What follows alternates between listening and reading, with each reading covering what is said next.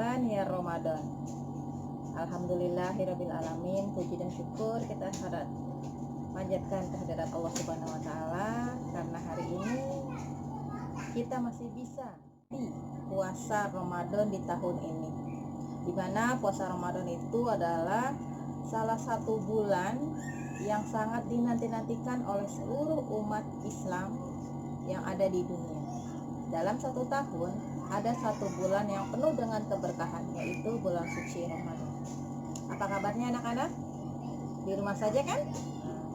Untuk kali ini Ibu akan memberikan syiar Ramadan dalam setiap Jumatnya. Untuk materi kali ini adalah tentang berpuasa. Pengertian puasa atau puasa itu disebut juga dengan as-saum. Ya, puasa menurut bahasa artinya meninggalkan. Menurut istilah artinya kita meninggalkan segala sesuatu yang bisa menimbulkan untuk berbuka puasa, untuk membatalkan puasa. Dari sejak kapan? Dari sejak matahari terbit atau kita setelah imsak sampai dengan matahari tenggelam. Ya, pada maghrib baru kita berbuka puasa. Siapa saja yang boleh berpuasa?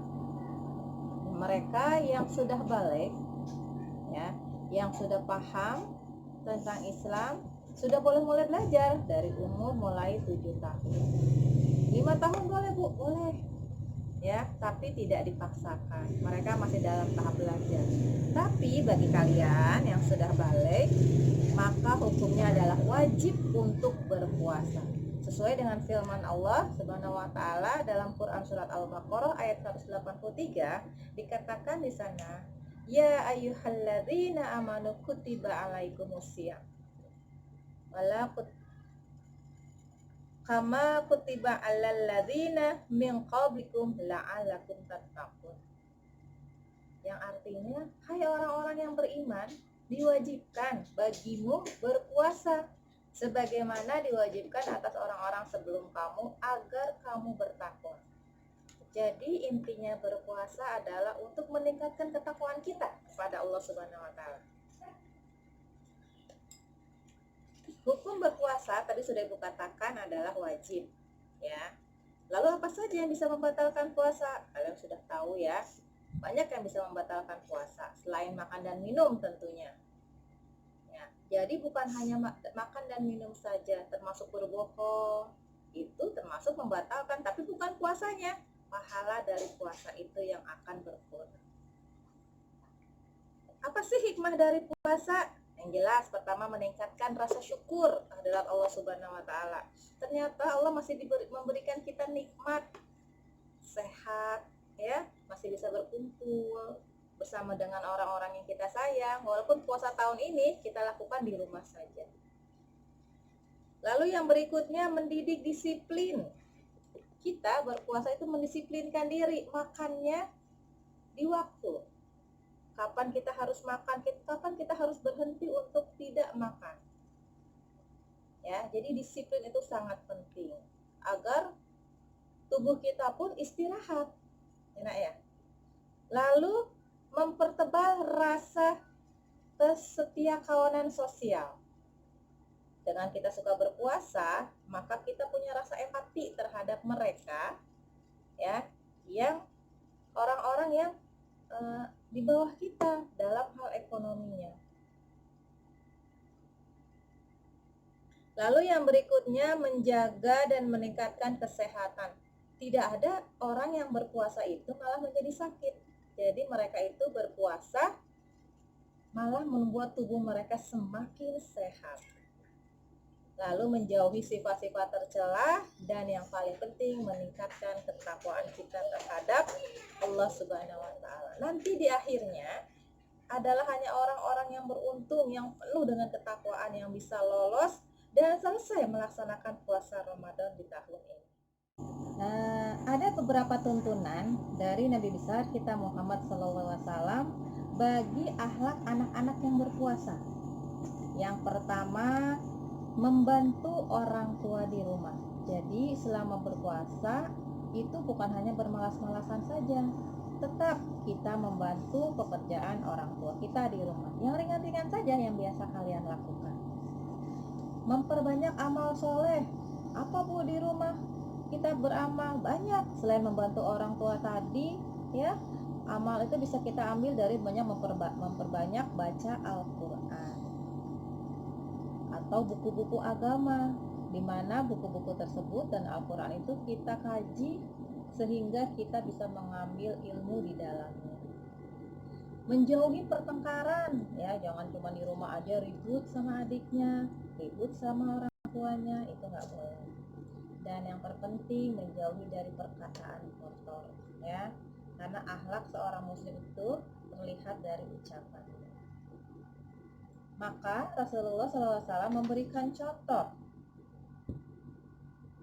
sepertiga isi perut diisi oleh makanan, sepertiga lagi untuk minuman, dan sepertiganya lagi untuk udara.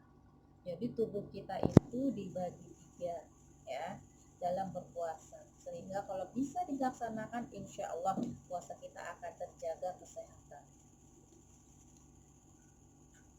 Bagaimana cara melakukan ibadah puasa di bulan suci Ramadan? Yang pertama tadi syaratnya, haruslah orang Islam. Karena bulan suci Ramadan milik umat Islam, maka yang pertama itu adalah orang Islam yang menjalankan puasa. Sudah akhil balik seperti Ibu katakan tadi, anak kecil tidak boleh Bu, boleh untuk belajar, tapi belum wajib. Yang berikutnya berakal atau tidak gila, orang gila tidak wajib, ya. Makanya kalau kalian tidak berpuasa, maka kalian termasuk salah satu di antara ini, ya.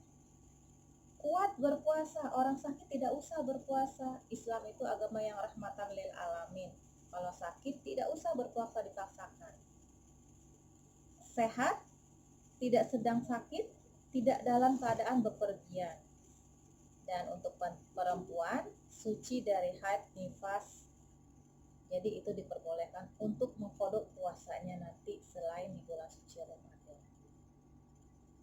Ada nggak Bu orang yang wajib tidak berpuasa? Ada. Yang pertama itu orang yang tidak diwajibkan berpuasa adalah orang-orang yang kafir.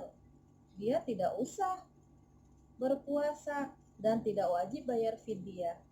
Orang gila juga sama, ya. Kemudian anak kecil yang belum balik itu tidak usah berpuasa dan tidak perlu membayar fidyah. Ada orang yang wajib berpuasa tapi harus mengqadha. Yang pertama adalah orang yang musafir adalah bepergian. Jadi ketika dalam waktu itu bepergian ternyata tidak kuat, boleh membatalkan puasanya, tapi harus diqadha atau diganti di bulan lain selain bulan suci Ramadan. Nah, ketika sakit, maka sesudah sembuh dia harus mengqadha puasanya. Dan yang berikutnya perempuan yang sedang haid, ya, sedang haid nifas, boleh tidak berpuasa tapi harus mengqadhanya di bulan berikutnya. Ada Bu orang yang tidak mengganti puasanya? Ada. Salah satunya adalah orang-orang tua yang sudah jompo. Kalau sudah tua, sudah jompo, tidak berpuasa di bulan suci Ramadan, tidak usah mereka mengganti atau mengqadha di bulan berikutnya. Cukup dengan membayarkan fidyah. Atau perempuan yang sedang hamil, menyusui. Kenapa? Karena ketika tahun berikutnya akan membayar, ternyata masih dalam tahap memberikan ASI atau tubuhnya belum sehat, itu boleh, ya, tidak mengqadhanya. Tetapi kalau misalnya bisa mengqadha dan membayar fidyah juga, ya. Dan orang-orang yang sakit terus-menerus, ya, sakit terus-menerus, jadi tidak bisa untuk berpuasa, maka dia pun boleh mengganti puasanya dengan fidyah. Hal-hal yang membatalkan puasa, yang pertama makan dan minum, muntah disengaja, bersetubuh di siang hari, keluar darah haid nifas, hilang akal, mabuk atau gila, dan keluar mani dengan sengaja serta murtad. Ya, hal-hal tersebut jelas membatalkan berpuasa. Bu, ada nggak sunah-sunah dalam berpuasa? Ada, ya. Yang pertama, ketika azan berkumandang pada saat sholat maghrib, ya, itu harus bersegera berpuasa. Tidak boleh dilama-lama, masih kuat nih, itu nggak boleh. Lalu ketika berpuasa jangan lupa membaca doa untuk berbuka puasa. Sunnah berikutnya, dimulailah berbuka dengan makanan minuman yang manis. Ya, kenapa? Karena tubuh kita seharian tidak kena makanan. Jangan langsung diberikan makanan yang padat, yang pedas. Nanti takutnya lambung kita, tubuh kita tidak kuat. Kasih yang manis seperti kurma, ya, itu sangat baik. Kemudian sunnahnya lagi, kalau kita bisa memberikan buka puasa itu kepada orang lain, subhanallah, memberikan makanan dan minuman untuk orang yang berbuka puasa itu pahalanya sangat besar. Dan jangan lupa, kalau buka puasa harus di awal, maka sahur itu segera diakhirkan, jangan terbalik ya. Kalau kita mau buka puasa ditahan-tahan, giliran sahur kita jam 2 sudah sahur misalnya ya. Jadi kalau sahur bagusnya di akhir. Misalnya imsaknya jam 4:30, maka jam 4 itu waktu yang tepat untuk melakukan sahur. Seperti itu untuk materi kita hari ini. Mudah-mudahan bermanfaat. Selamat menjalankan ibadah puasa. Terima kasih. Assalamualaikum warahmatullahi wabarakatuh.